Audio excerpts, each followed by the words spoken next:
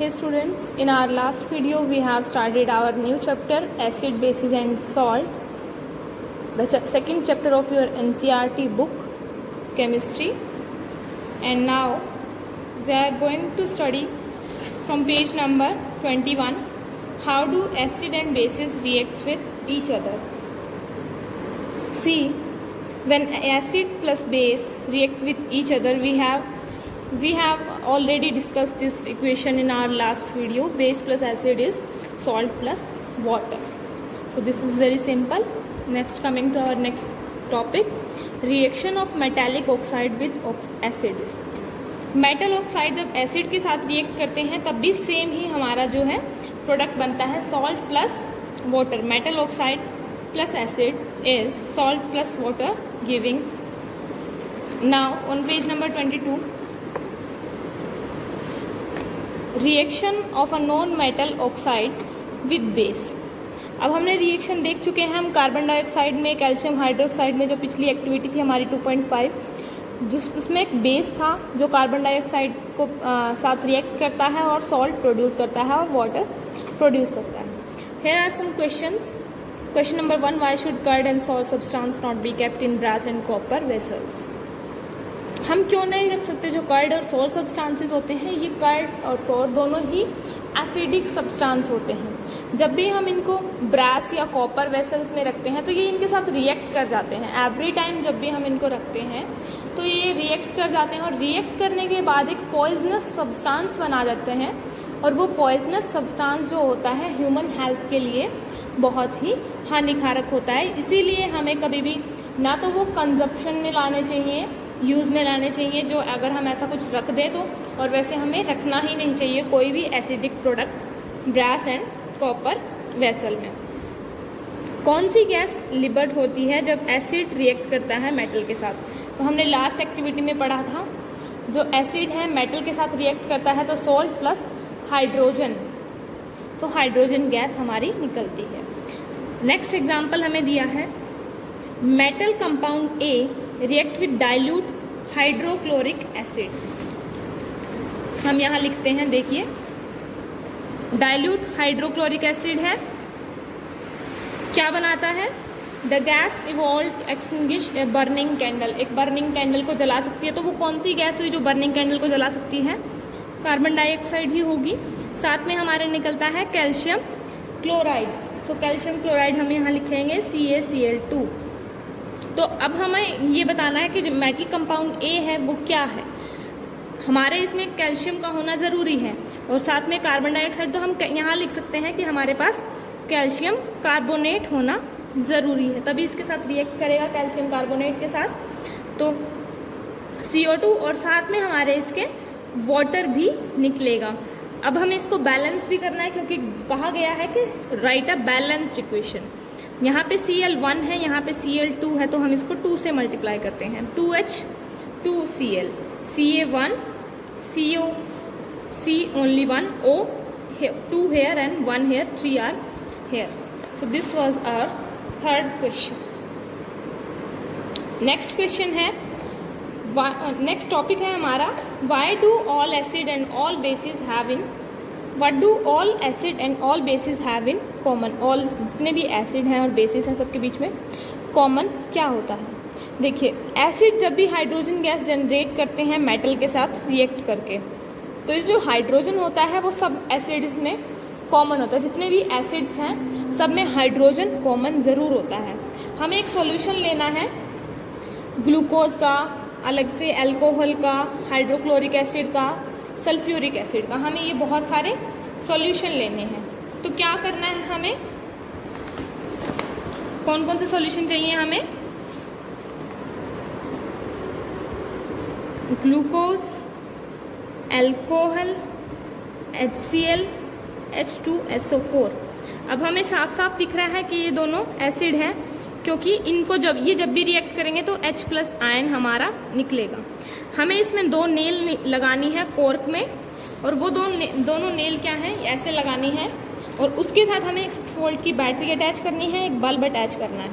हमें देखना है वो बल्ब किन किन सॉल्यूशन के केसेस में ग्लो करेगा देखना है हमें.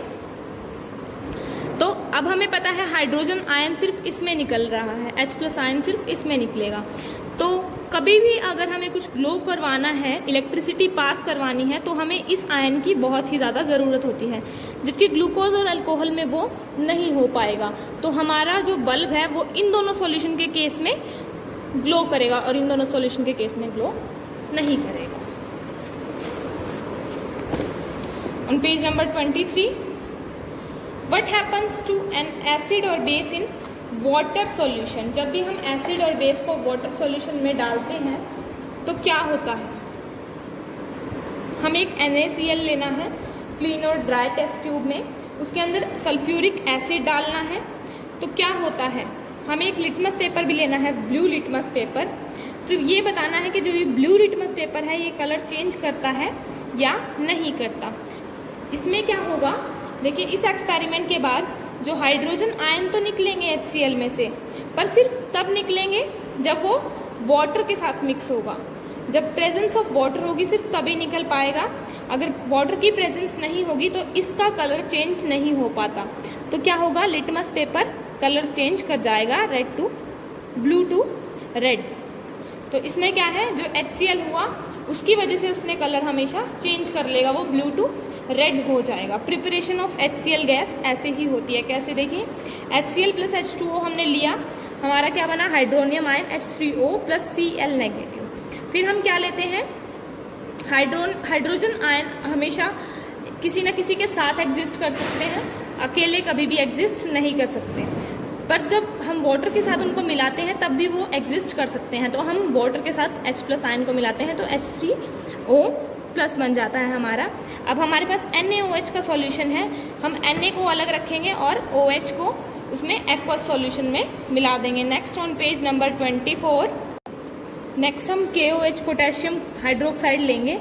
पोटेशियम जिसमें अलग चला जाएगा और हाइड्रोजन आयन अलग से चले जाएंगे।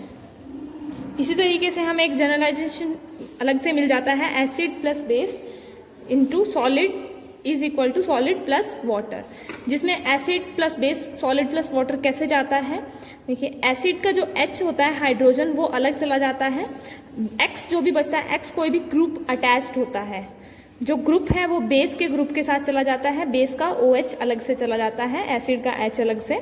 एसिड और बेस के जो दोनों ग्रुप हैं वो मिल जाते हैं तो वो सॉल्ट बनाते हैं और साथ में वाटर हमारा बन जाता है। हमें नेक्स्ट एक एक्टिविटी दी है, हमें वाटर लेना है बीकर में और उसमें H2SO4 डालना है, उसको स्टिर करना है आराम आराम से।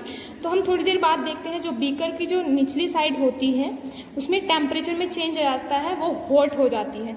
क्यों हो जाती है हॉट, क्योंकि जब भी हम डिसॉल्व करते हैं एसिड या बेस को वाटर में, एक हाईली एक्सोथर्मिक 1 होता है।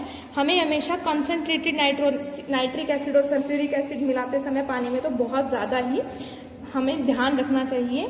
और अगर हम पानी मिलाते हैं कंसनट्रेटेड एसिड में तो हीट जो है वो हमेशा जनरेट होगी और इससे क्या होगा, जो मिक्सचर है वो स्प्लैश आउट भी हो सकता है और हमें बर्न्स भी कर सकता है।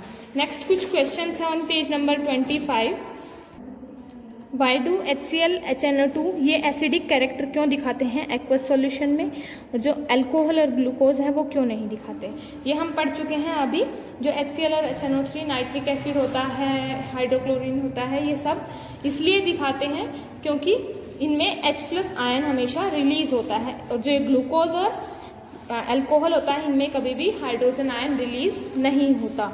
आगे है एक्वस सॉल्यूशन ऑफ एसिड हमेशा इलेक्ट्रिसिटी कंडक्ट क्यों करता है। इन तीनों क्वेश्चन का एक ही रीजन है, वो है H+ आयन का रिलीज होना।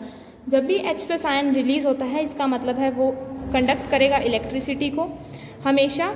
और क्या हो सकता है, H+ आयन की वजह से हमेशा कलर जो लिटमस पेपर का है वो चेंज हो जाएगा, या फिर उसमें पानी का होना भी ज़रूरी होता है। थर्ड क्वेश्चन में यही है, ड्राई HCl क्यों चेंज नहीं कर पाता लिटमस पेपर को कलर को, क्योंकि ड्राई जो HCl होता है उसमें H+ आयन रिलीज नहीं हो पाता, इसी वजह से वो कलर भी चेंज नहीं कर पाता। उसके लिए H2O का होना हमारा बहुत ही ज़रूरी होता है।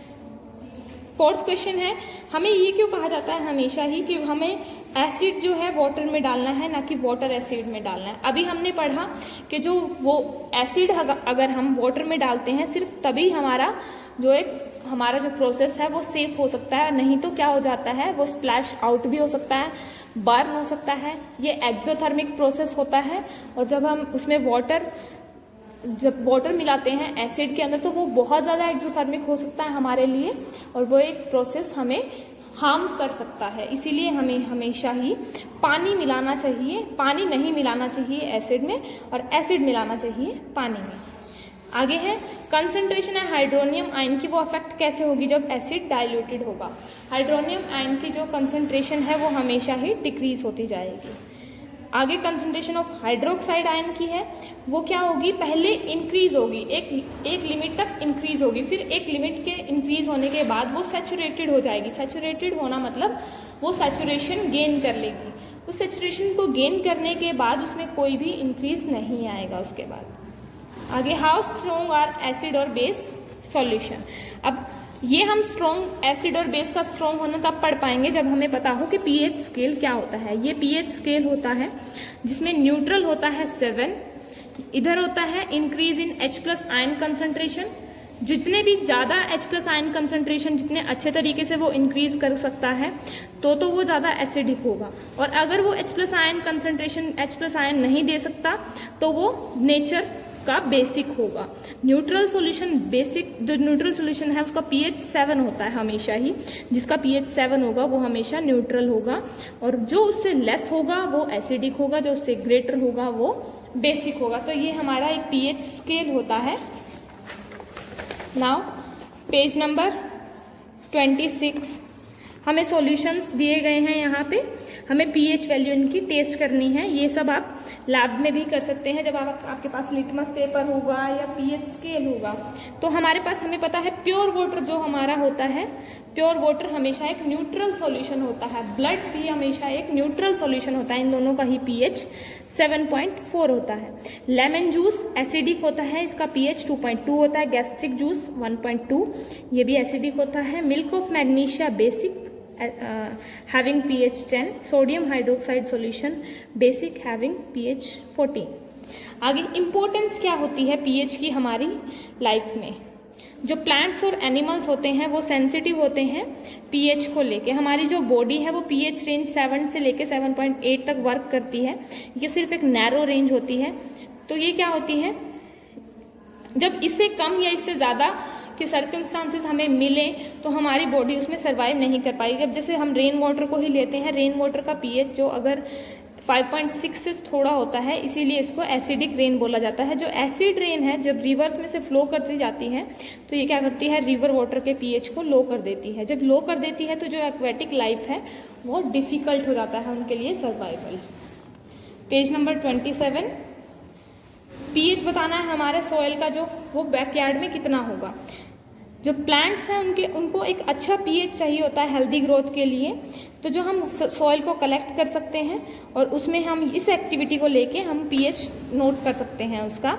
हमें सॉइल लेनी है टेस्ट ट्यूब में, उसमें वाटर मिलाना है और फिर उसके शेक करना है अच्छे से।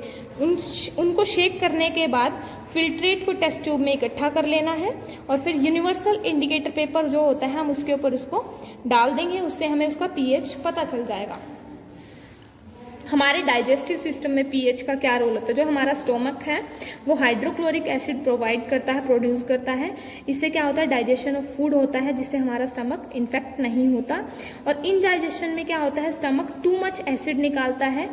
इनडाइजेशन के दौरान जब हमें दर्द होता है या इरिटेशन होती है, वो क्यों होती है, क्योंकि टू मच एसिड हमारा जो स्टमक है वो प्रोड्यूस करता है।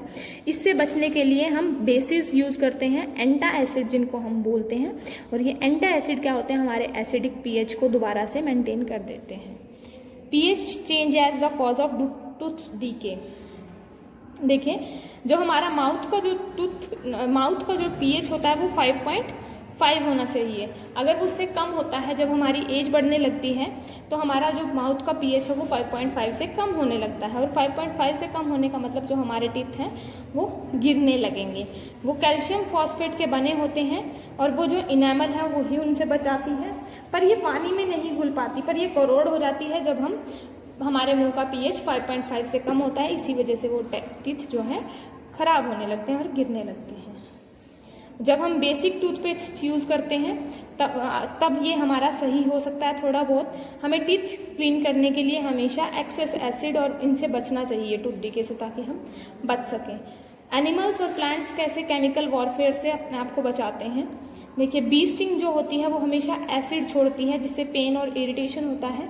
हम बेकिंग सोडा लगा के उस एरिया पे रिलीफ हमें मिल सकता है। जो स्टिंगिंग हेयर होता है नेटल लीव्स का, वो इंजेक्ट करता है मेथनोइक एसिड और इससे भी बर्निंग पेन होता है। So students, this was our pH importance in our life. These are some questions which we are going to study in our next video. Thank you for today.